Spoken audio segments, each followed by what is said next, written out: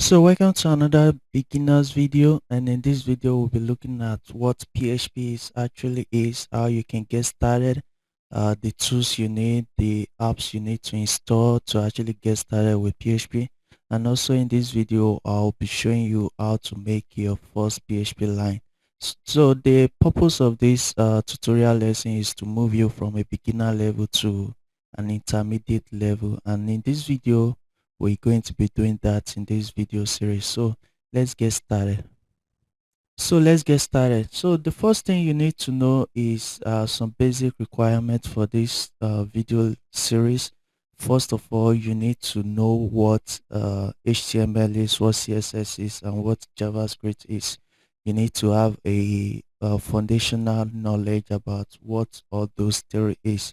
So before you can move on, so those are the basic requirements for this video series, and let's get started. So let's go to what PHP actually is.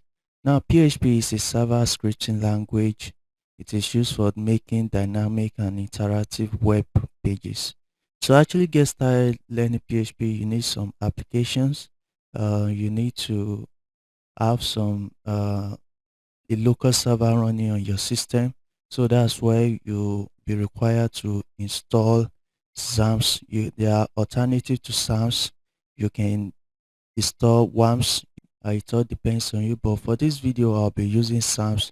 Just go over to apachefriends.org/download.html.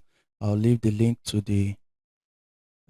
this page in the video description, so you can just download that. Just try it and go ahead and download version 7.4, because I'm currently running on version 7.4.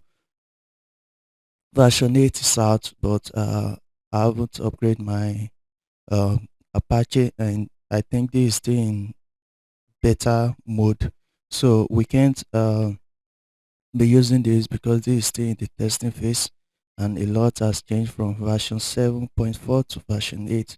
So for the sake of this video, we'll be sticking with version 7.4. Just go ahead and download that.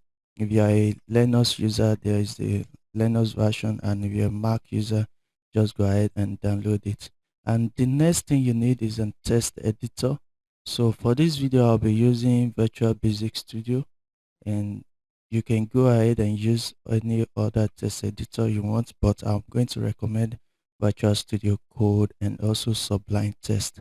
So it all depends on you, but for this video I'll be using Virtual Studio Code, and I'll leave a link to the description to Virtual Studio and Sublime Test so that you can install that on your system. So if you've done that, I'll see you in next video.